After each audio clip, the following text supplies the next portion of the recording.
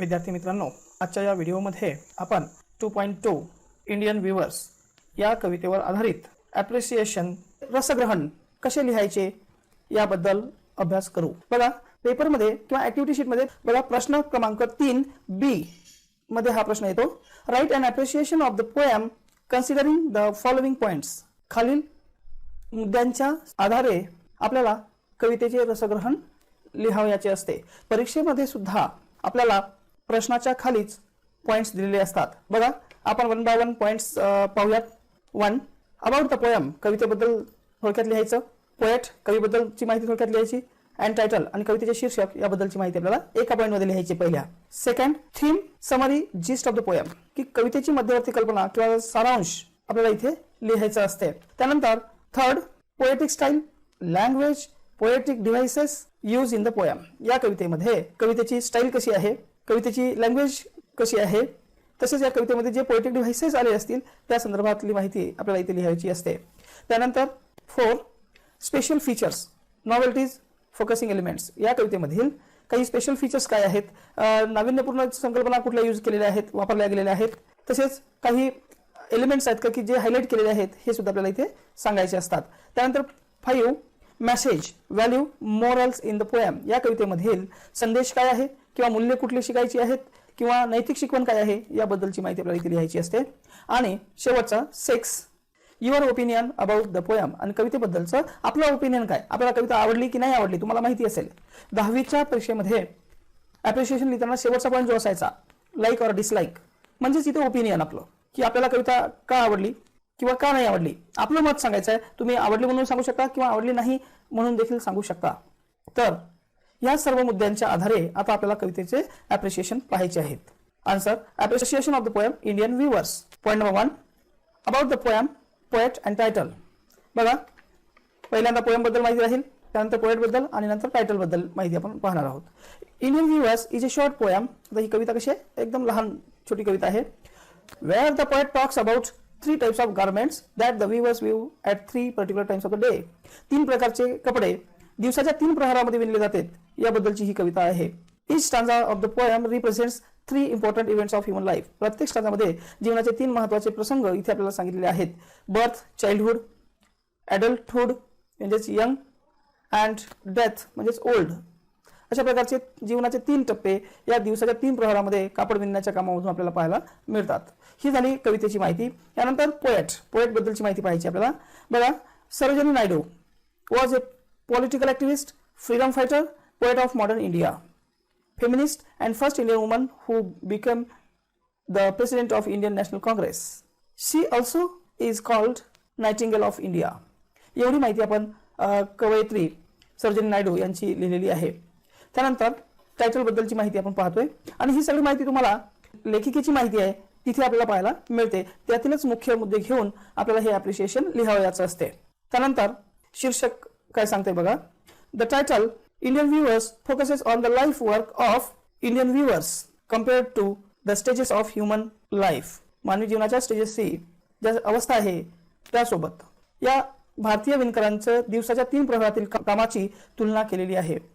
आणि म्हणून हे शीर्षक आपल्याला life work of viewers, Indian viewers, भारतीय विणकरांचं जे काही कार्य आहे आयुष्यभर जे करणार आहेत त्याची तुलना इथे आपल्याला जीवनाच्या 3 अवस्थांबरोबर केलेली आहे हे या शीर्षकावरून आपल्याला लक्षात येतं।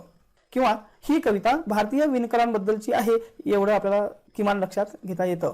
सेकंड पॉइंट आहे थीम, या कवितेची थीम काय आहे हे आपल्याला थोडक्यात इथे सांगायची असते। किंवा समरी, ज्याला सारांश लेखन म्हणतो आपण, जिस्ट ऑफ द पोएम, या कवितेची जे मध्यवर्ती कल्पना आहे ही आपल्याला इथे सांगायची आहे। बघा, द थीम और central idea of the poem is the poet talks about 3 types of dresses that the Indian viewers weave at the 3 particular times of the day. या कवितेमध्ये लेखक 3 प्रकारच्या कापडांबद्दल बोलतो जे विणकर विणतात आणि हे विणकाम जे दिवसाच्या 3 वेगवेगळ्या वेळी केलं जातं। मेटाफॉरिकली, रूपकात्मकरित्या, ईच टाइम, प्रत्येक वेळ, and dress weaved in a particular stage of life, दिवसाच्या प्रत्येक वेगवेगळ्या वेळी जीवनाच्या 3 टप्प्यामध्ये वापरले जाणारे वस्त्र या विणकरांकडून विणले जातात। ईच स्टेज रिप्रेझेंट्स, प्रत्येक स्टेज दर्शविते, काय दर्शविते, childhood, youth and old age respectively, समान प्रमाणात। और किंवा more appropriately, birth, living life and death appear to have been signified as the 3 stages of cycle of life. इथे जीवनाच्या 3 अवस्था, जन्म, त्यानंतर जीवन जगण्याचा कालखंड आणि मृत्यू, या 3 अवस्था यामधून आपल्याला पाहायला मिळतात.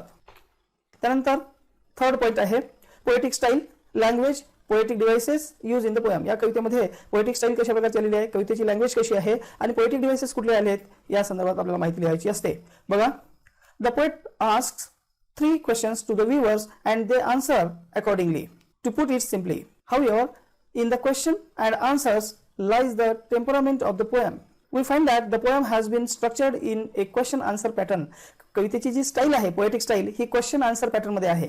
The poet has used very simple language in short 3 stanzas. 3 स्टांजामध्ये कवितेची भाषा ही अत्यंत सोप्या पद्धतीने इथे कवीने वापरलेली आहे. The poet has used number of poetic devices, आणि या कवितेत अनेक पोएटिक डिव्हाइसेस कवीने वापरलेले आहे टू एक्सप्रेस हर आयडियाज, त्यांचे विचार व्यक्त करण्याकरिता. लाईक च्या सारखे पोएटिक डिव्हाइसेस आलेले आहे, म्हणजे फिगर ऑफ स्पीच आलेले आहेत, एलिट्रेशन आहे, सिमिली आहे, मेटाफोर आहे, इमॅजरी आहे, इत्यादी फिगर ऑफ स्पीच इथे आलेले आहेत.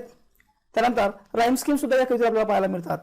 Rhyme scheme of the stanza is a a b b a a b b a a b b. अशा प्रकारे प्रत्येक स्टांजाची सेपरेट राईम स्कीम काढलेली आहे. तुम्ही एकत्रित पोएमची सुद्धा राईम स्कीम सांगू शकता.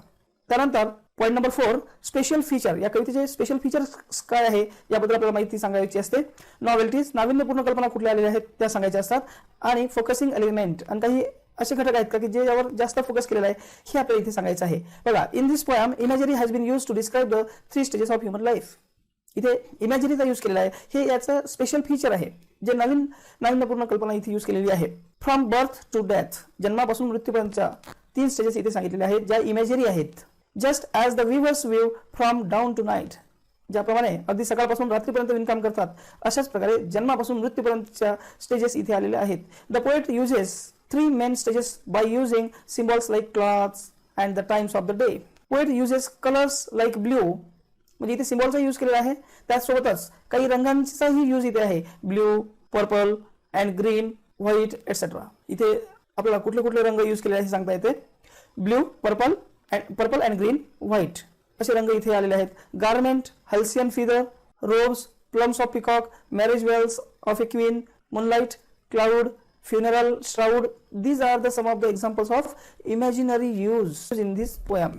Garment, halcyon feather, robes, plumes of peacock, marriage bells of a queen, moonlight, cloud, funeral, shroud. These are the some of the examples of imagery used in this poem. या कवितेत इत्यादी प्रकारच्या इमेजरीचा use केलेला आहे.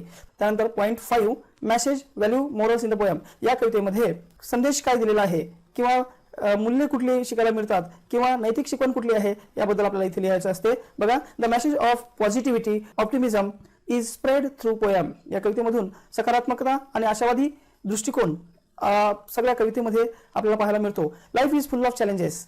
We must face the difficulties and overcome them. We know the reality of life and its 3 different stages: childhood, adult and old. The message of hope. इथे हा message आपल्याला पाहायला मिळतो. त्यानंतर पुढचा पॉइंट आहे 6, your opinion about the poem. या कवितेबद्दलचं आपलं काय ओपिनियन आहे हे आपल्याला इथे सांगायचं असतं. I am really inspired by reading this poem. ही कविता वाचल्यानंतर मला खरोखर प्रेरणा मिळाली असं आपण इथे सांगू शकतो. I understood the cycle of life and every living object on this earth has to go through this cycle of birth, living life and death.